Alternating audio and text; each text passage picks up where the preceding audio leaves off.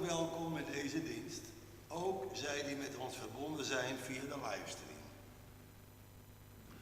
De bloemen uit de kerk gaan als bemoediging en groet van de gemeente naar Melle en Joke Brouwer Levering. De diaconiecollecte is bestemd voor werelddiaconaten, golfstaten, de kracht van bijbelverhalen.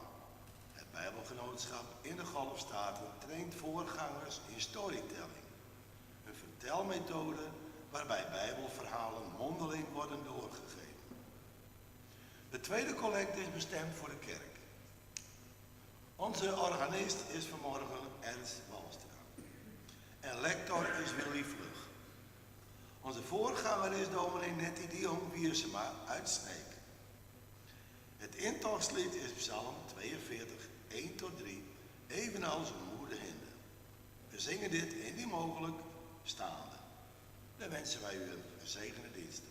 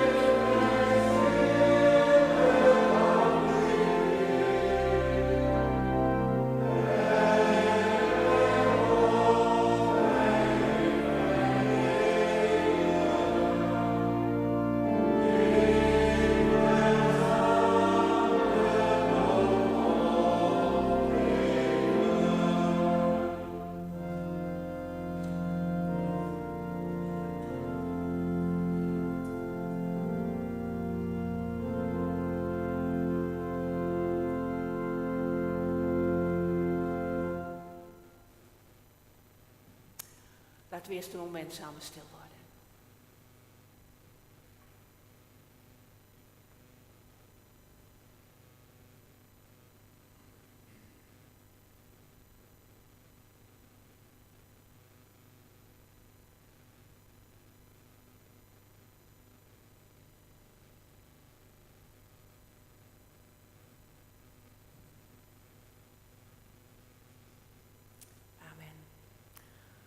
Van alle kanten hier naartoe gekomen of aangesloten op deze dienst, willen we allereerst zeggen dat we het niet van onszelf hoeven te verwachten.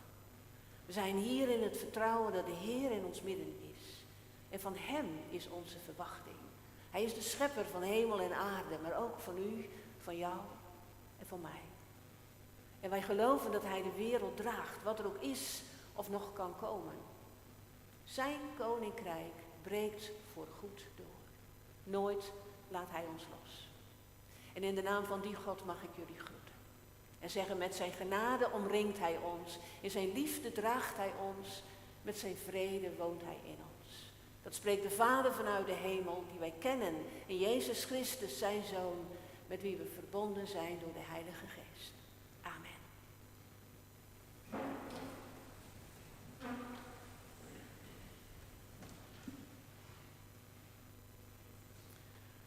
Nou, het was een prachtig ritje vanmorgen naar Aren. Schitterend, mooi, stil in de natuur, prachtige luchten, mooie kleuren.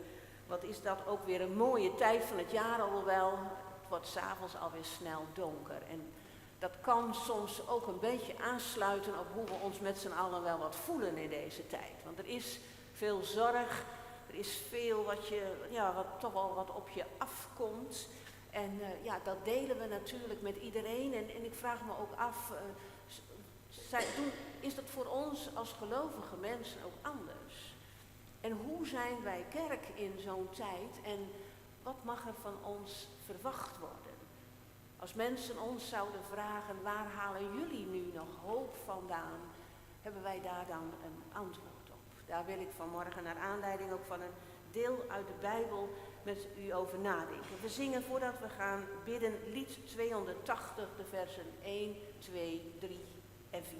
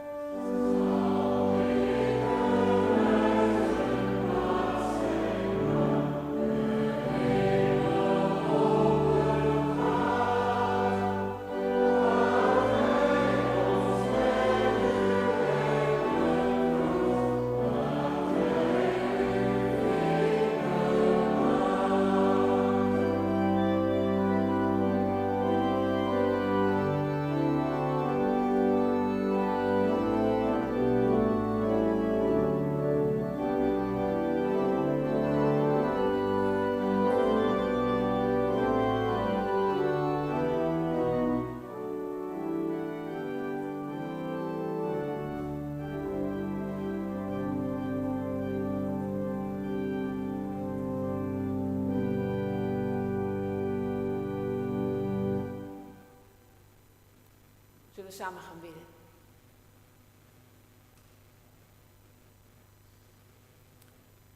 Vader in de hemel, met dat verlangen zijn wij hier samengekomen. Dat dit een plek mag zijn waar de hemel open gaat.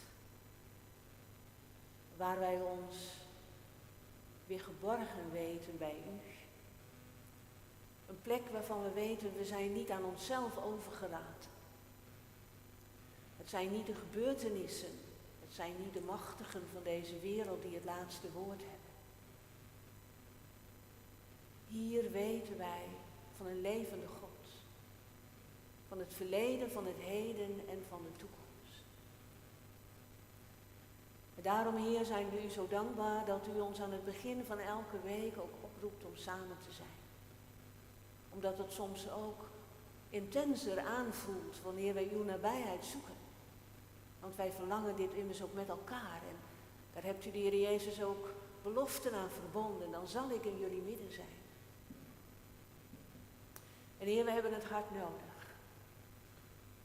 Want het is een tijd vol onzekerheid. De wereld om ons heen is zo onrustig en dreigend donker. We bidden voor al die mensen waar we wekelijks, soms dagelijks ook berichten over horen. Voor de toestanden in Oekraïne. De slachtoffers, de nabestaanden van hen die omgekomen zijn, de mensen aan het front. De mensen in verwarring in Rusland, willens en wetens ergens bij betrokken worden, waarvan ze niet weten wat het is. We bidden voor al die mensen die getroffen zijn door rampen, soms ook door het klimaat veroorzaakt zijn, omdat we met elkaar veel te groot en te veel leven, veel te veel eisen van uw wereld, van uw natuur. Heer, we bidden voor de mensen, ook onder ons, en misschien zijn we het ook zelf, die ook opzien tegen de komende tijd. Om de financiën, om de eenzaamheid, om het verlies van perspectief. Hier zijn we. Hier zoeken we u. Hier willen we met elkaar eraan vasthouden dat u ons draagt, dat u ons vult met uw hoop. Zo bidden wij u in Jezus' naam. Amen. En als je in deze tijd dus luistert naar de woorden van Jezus, dan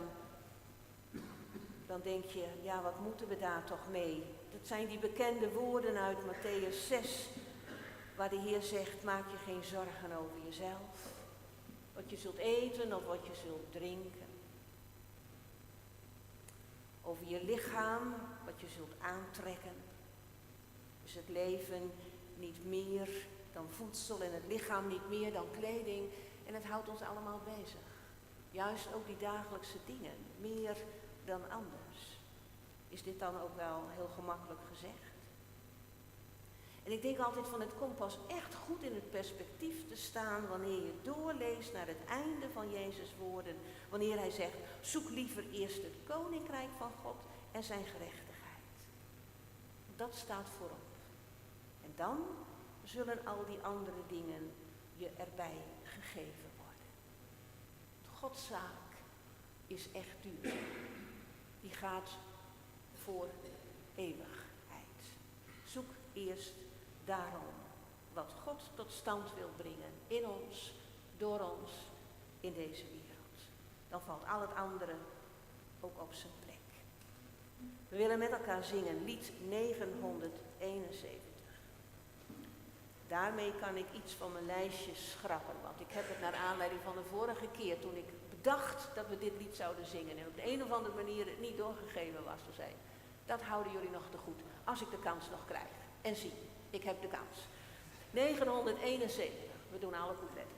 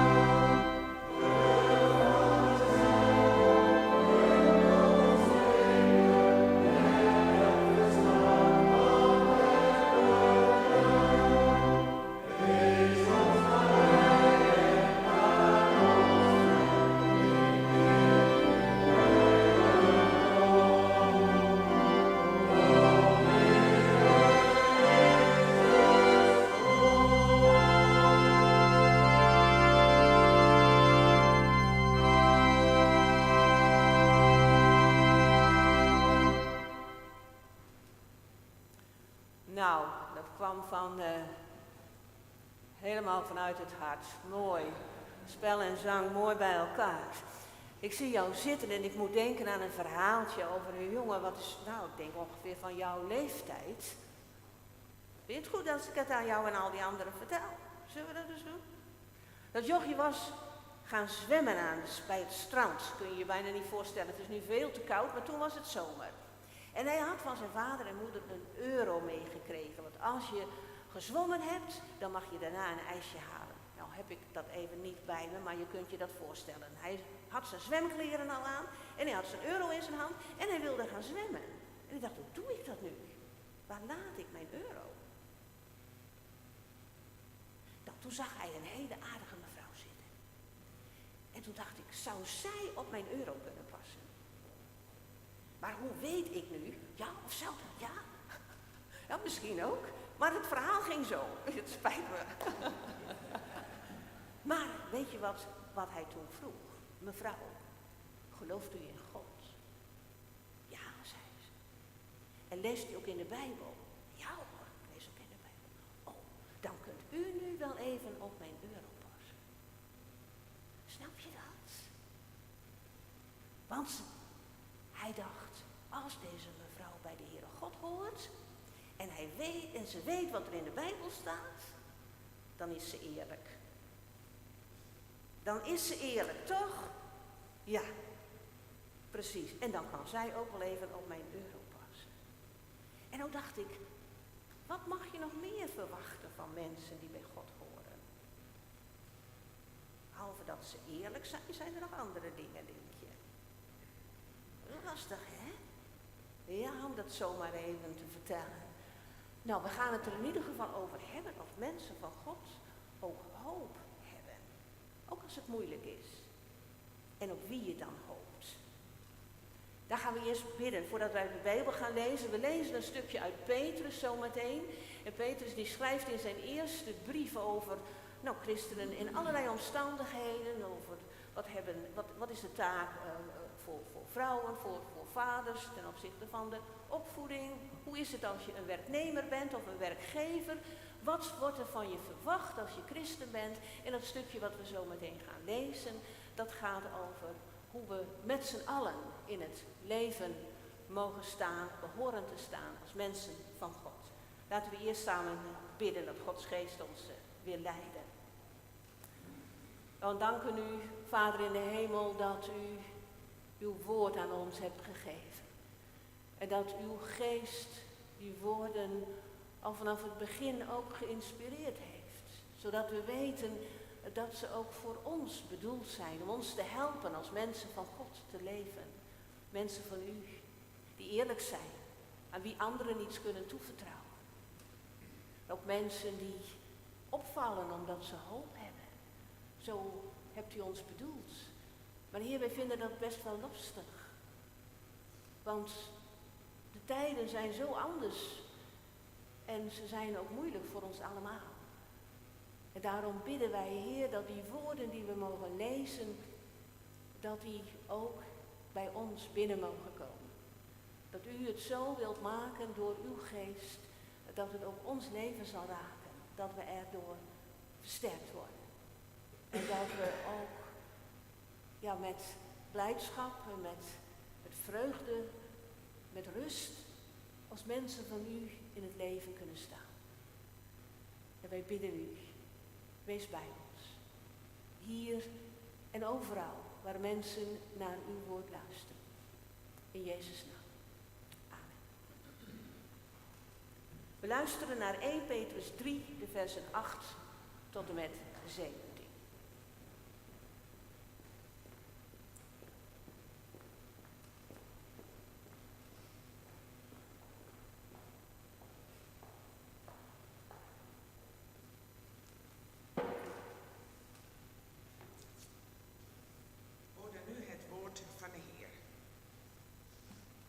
Tot slot vraag ik u, wees allen eensgezind, leef met elkaar mee, heb elkaar lief als broeders en zusters.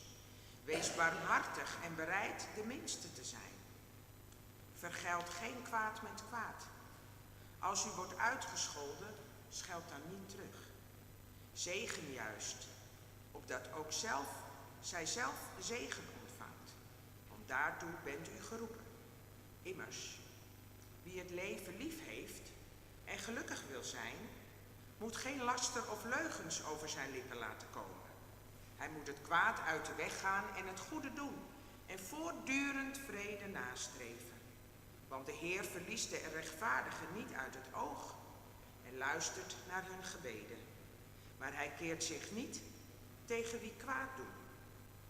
Het lijden in de eindtijd. Overigens, wie zou u kwaad doen als u zich volledig inzet voor het goede? Maar zelfs als u zou lijden omwille van de gerechtigheid, dan bent u toch gelukkig te prijzen. Wees daarom niet bang voor de mensen en laat u door niets in verwarring brengen. Erken Christus als Heer en eer hem met heel uw hart. Vraagt iemand u waarop de hoop die in u leeft gebaseerd is? Wees dan steeds bereid om u te verantwoorden. Doe dat dan vooral zachtmoedig en met respect. Houd uw geweten zuiver, dan zullen de mensen die zich honend over uw goede christelijke levenswandel uitlaten, zich schamen over hun laster. Het is beter te lijden, indien God dat wil, omdat men goed doet, dan omdat men kwaad doet. Wij zingen lied 286, waar de mensen dwalen in het donker.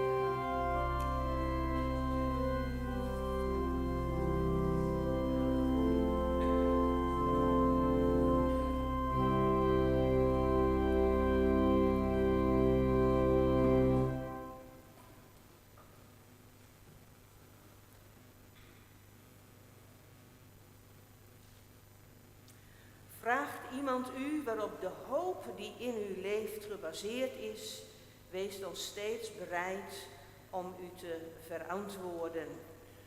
Dat zijn woorden waar ik graag verder met jullie over wil nadenken. En na een moment van stilte en bezinning zingen we met elkaar lied 939. Lieve mensen hier thuis met ons vermolden, zusters en broeders mogen we elkaar noemen in Christus onze Heer. Wij waren, mijn man en ik, de afgelopen zomer met de boot naar Parijs. Dat was op zich al een hele onderneming, maar dat stond nog op het verlanglijstje. En dat hebben we mogen ondernemen van de zomer. En we zijn zo een aantal weken ook in Parijs zelf geweest. Nou, wellicht sommigen van jullie ook wel eens, maar dat is een stad, daar is nogal wat te zien. Het maakte ontzettend veel indruk op ons. Je kunt het bijna niet aan. Zoveel mooie gebouwen. Wat bijzonder. Wat een investering denk je dan ook. Aan tijd, aan geld, aan moeite om dat allemaal te bouwen. De Notre-Dame, ja, vanwege de renovatie konden we daar niet in. Maar de ramen van Saint-Chapelle hebben we wel uitgebreid bekeken. In Sacré-Cœur geweest en noem maar op. Al die prachtige gebouwen. En het valt je op, en dat verbaast je natuurlijk van kerken helemaal niet, maar alle andere gebouwen, daar staan ook vaak beelden of kunstwerken die allemaal vanuit de Bijbel komen. Het is natuurlijk heel lang zo geweest dat alle kunstenaars, schilders en beeldhouwers ook de Bijbel als hun inspiratiebron hadden. Daar kwam het allemaal vandaan. En als je dan al die duizenden toeristen ziet, dan vraag je je wel eens af, hebben jullie ook nog iets met de achtergrond van al die beelden? Of kijken jullie er alleen maar naar omdat het zo mooi en zo kunstig gemaakt is? Of vertellen die beelden jullie ook nog iets waar het in de Bijbel over gaat? Ben je daar nog bekend mee? Ben je nog verwant daarmee? Op zondag bezochten we een protestantse kerkdienst. Nou, daar stonden de mensen dus niet in de rij en konden we zomaar naar binnen. Een groepje van een man of 40. Ze hadden een ruimte gehuurd, een benedenruimte van een grote theater. En daar kwamen ze zondags bij elkaar. Het voelde bijna een beetje als een soort ondergrondse kerk, alhoewel het natuurlijk best mag, maar het was zo weggestopt. Maar daar werd het evangelie gelezen. Daar deelden we geloof en hoop. Er werden liederen gezongen. En aan het einde van elke dienst werd daar het brood gebroken. En ging de beker met wijn rond. En vierden we onze verbondenheid in Christus. En de komst van zijn koninkrijk. Ontroerend. Zeker wanneer je dan een week lang al die drukte van Parijs in je hebt opgenomen. En dan dit. Ja, confronterend ook. Zo'n klein groepje. En natuurlijk waren er ook andere kerkdiensten elders, maar toch. En dat hebben wij hier natuurlijk ook steeds meer. Dat je ziet wat er allemaal gebeurt en beweegt en waar mensen allemaal mee bezig zijn. En dan op zondag komen we hier samen. Een kleine groep van de samenleving die dat nog doet. In een tijd met gigantische uitdagingen. Dat geldt voor ons allemaal. Dat delen we ook hier. En wij zeggen wel eens, tenminste dat hebben we lang gezegd, weet je, de mensen hebben het veel te goed om nog in God te geloven. Dat hebben ze niet meer nodig. En daarom laten ze ook de kerk vaak voor wat het is. Maar ik vraag me wel eens af, kun je dat nu nog wel zeggen? De mensen hebben het te goed.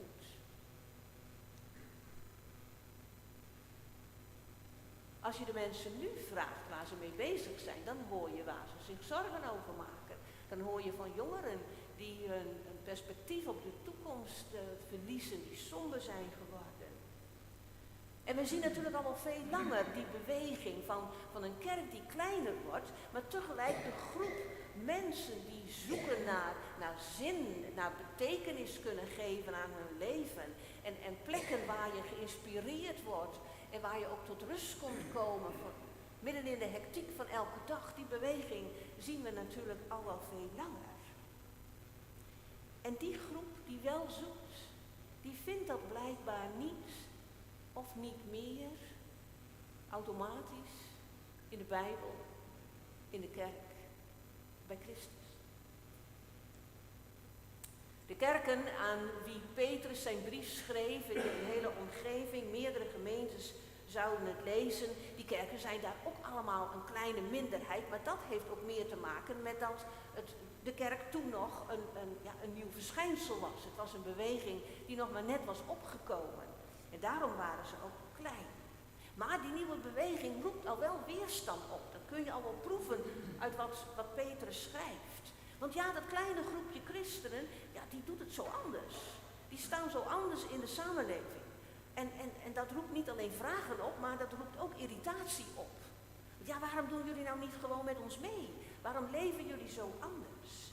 En dan kan het je overkomen, zegt Petrus, dat je het goede doet, dat je je inzet voor de ander en dat ze je het nog kwalijk nemen ook. Of je belachelijk maken. Ja, dat kan gebeuren, zegt hij. Maar blijf doorgaan, want jullie zijn bezig met de dingen van God. Jullie zijn bezig met alvast iets te laten zien van de nieuwe wereld die hij gaat brengen. Zo laten jullie zien dat je volgelingen bent van Christus. En al wordt het niet gewaardeerd, al wordt het zelfs belachelijk gemaakt, laat je niet in de war brengen.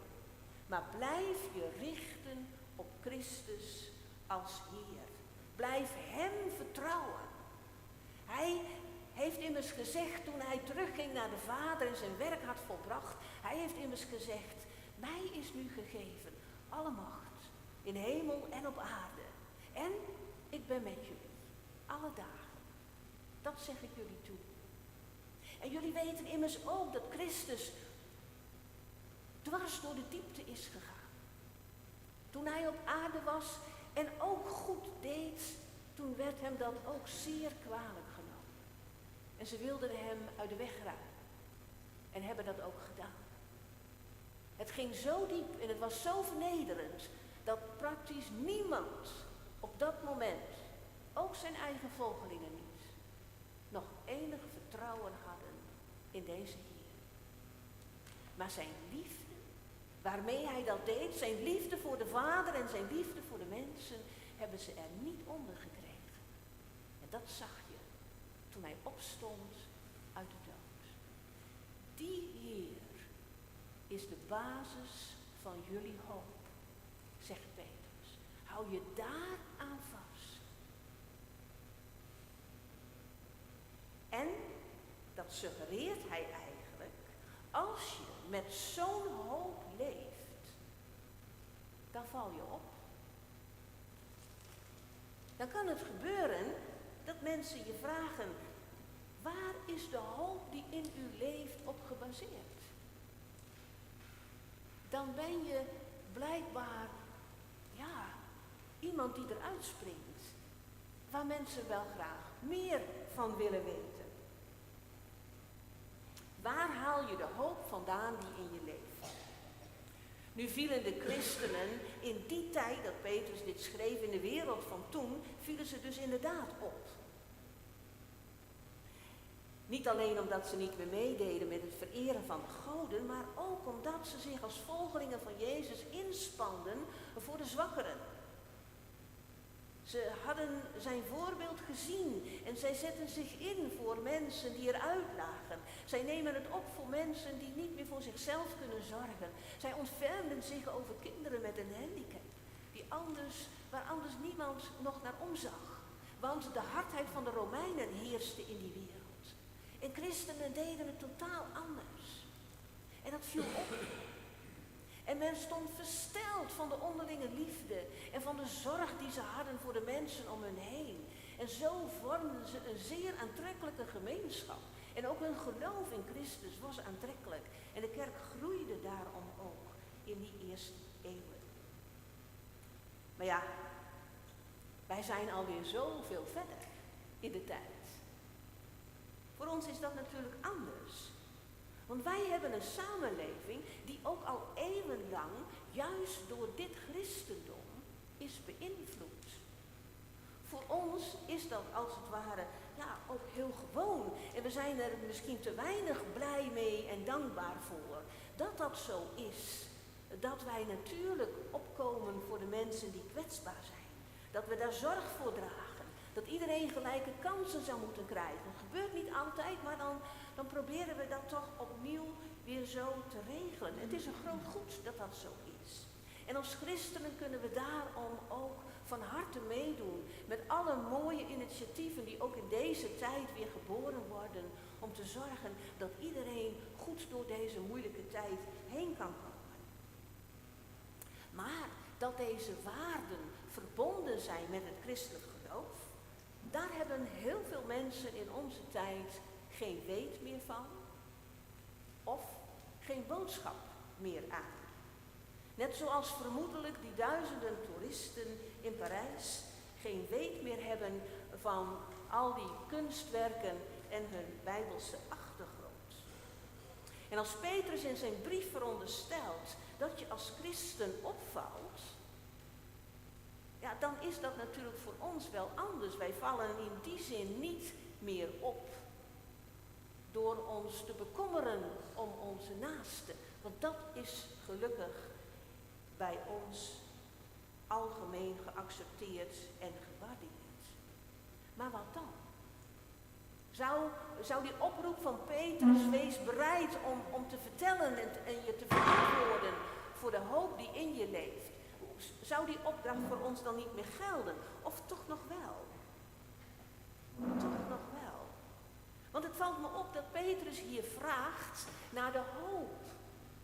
Hij zegt, mensen, ga je vragen naar de hoop die in je leeft. Dus dat wat onder je gedrag zit, zou je kunnen zeggen. Hij zegt niet, waarom doe je dit of waarom doe je dat niet? Maar hij zegt, waar komt die hoop vandaan, waardoor je zo handelt? Hij vraagt als het ware naar je innerlijke motivatie, naar je drijfveer. Waar komt het vandaan?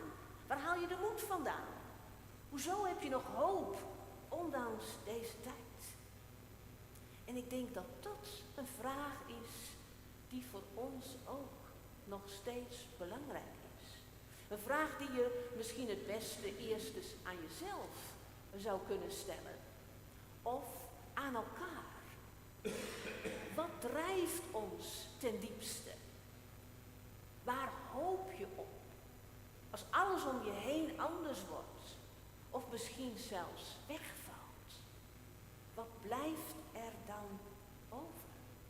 Wat, of beter gezegd, wie is dan je houvast?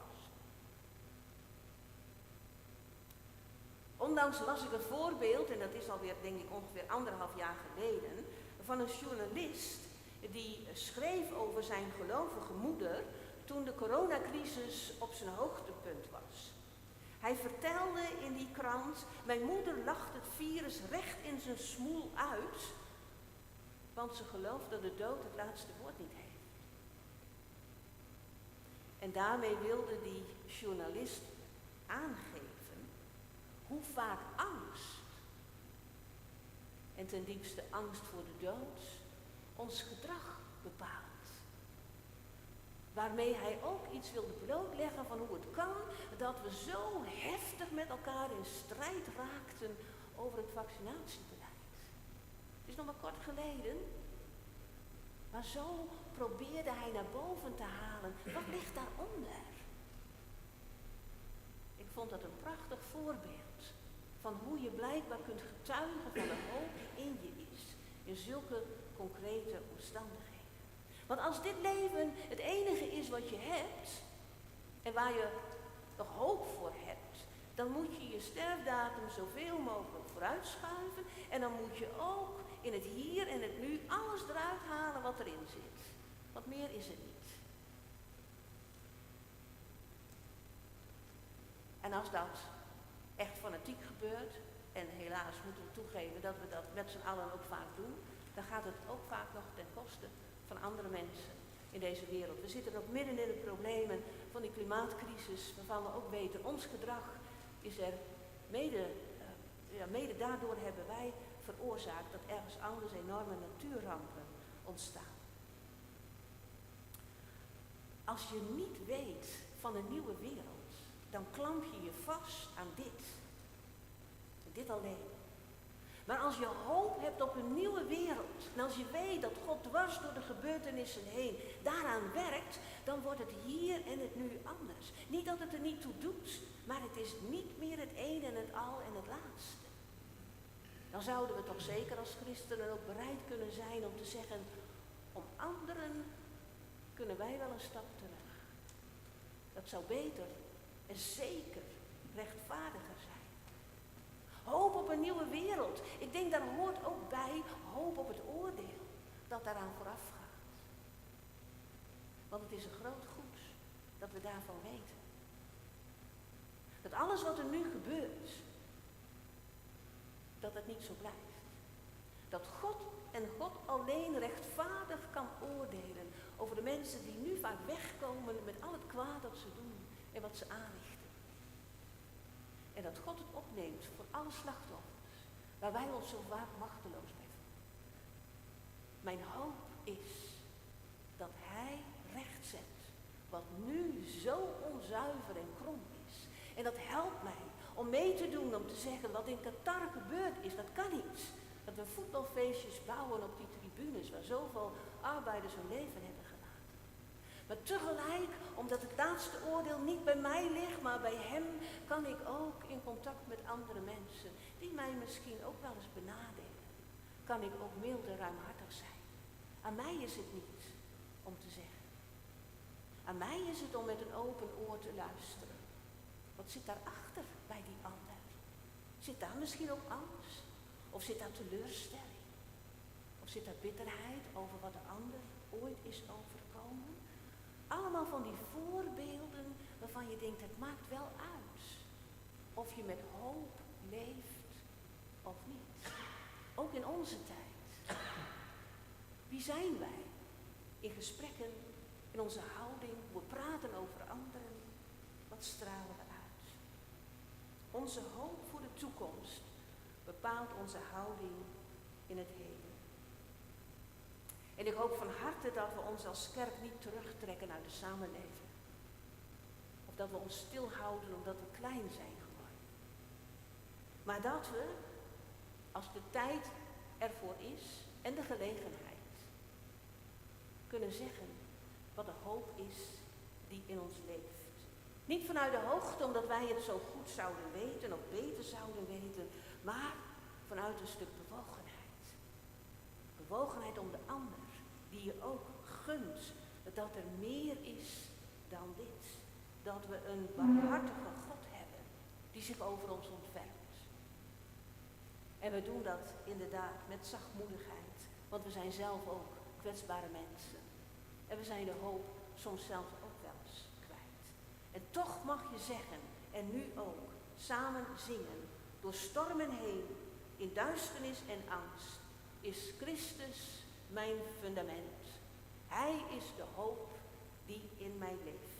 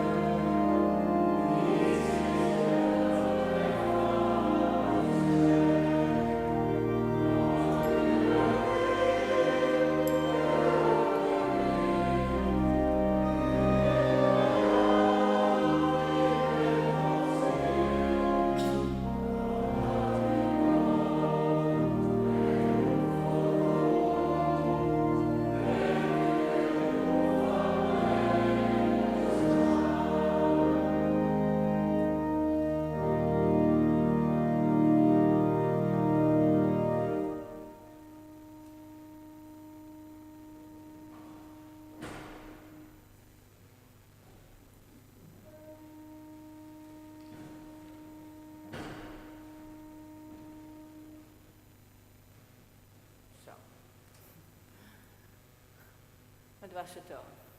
Ja. We willen ook samen ons geloof belijden, uitspreken. In verbondenheid met christenen over heel de wereld en van alle tijden. Samen zeggen dat wij onze hoop hebben gevestigd op God en op Christus en het werk van zijn geest. We gaan dat doen doordat ik de geloofsbelijdenis in het Fries lees. Ik denk dat komt nog dichter bij een hart. Bij een hart. Ik zal mijn best doen om het zo geef mogelijk te doen. En daarna jongen ik een Fries lied 868, het eerste couplet. Wat staan wel die mij daarbij staan?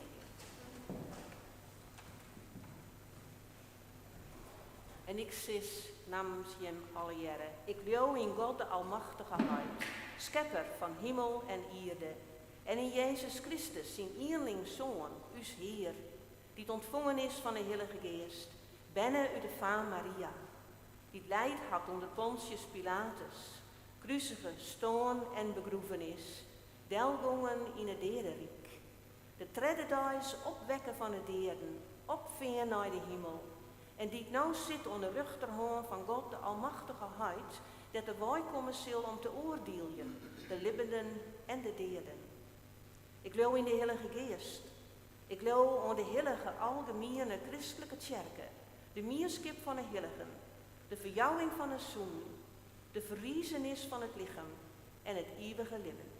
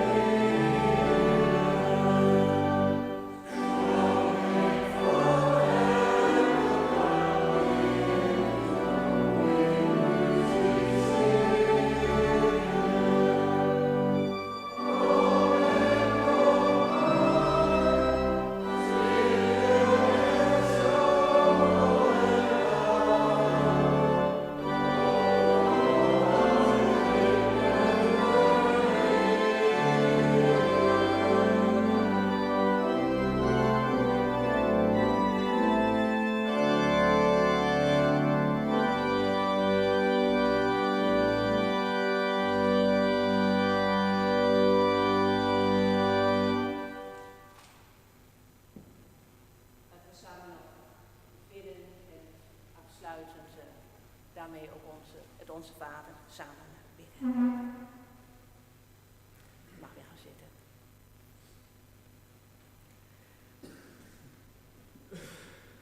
Vader in de hemel, wij danken u dat we bij u terecht mogen. Met alles wat er in ons leeft. We danken u dat u ons in Christus de basis hebt gegeven van uw liefde.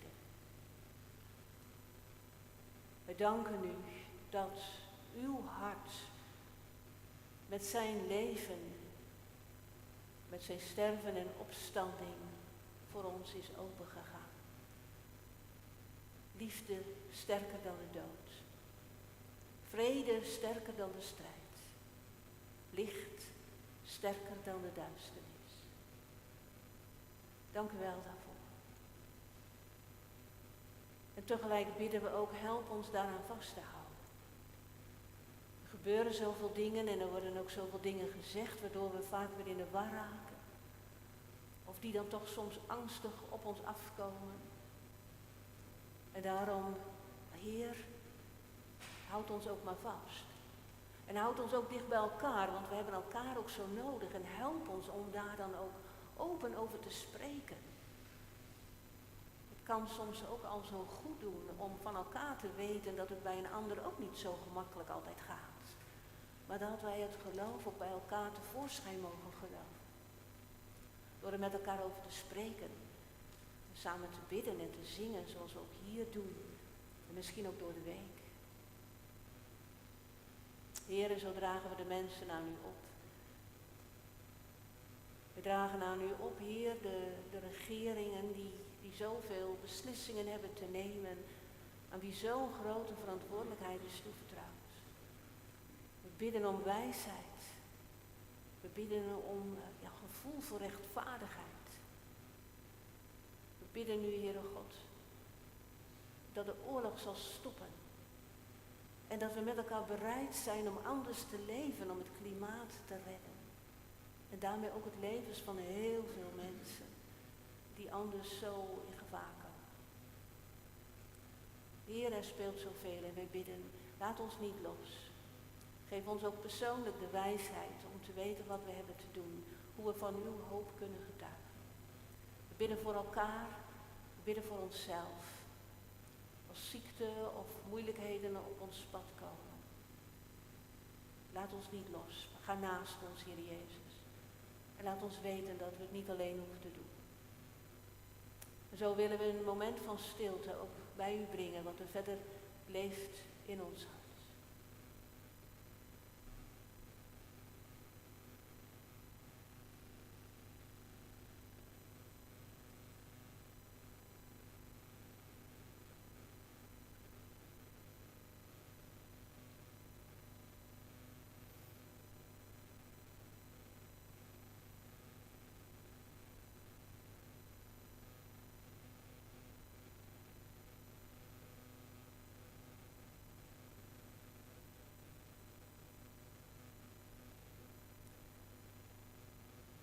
Vader, wij willen u samen vragen om de komst van uw koninkrijk. Zoals Jezus ons dat leerde bidden. Onze Vader, die in de hemel zijt. Uw naam worden geheiligd. Uw koninkrijk komen. Uw wil geschieden. Gelijk in de hemel, alzo op aarde. Geef ons heden ons dagelijks brood. En vergeef ons onze schulden. Gelijk ook wij vergeven onze schuldenaren. En leid ons niet in verzoeking, maar verlos ons van de boze. Want van u is het koninkrijk, en de kracht, en de heerlijkheid, tot in eeuwigheid. Amen.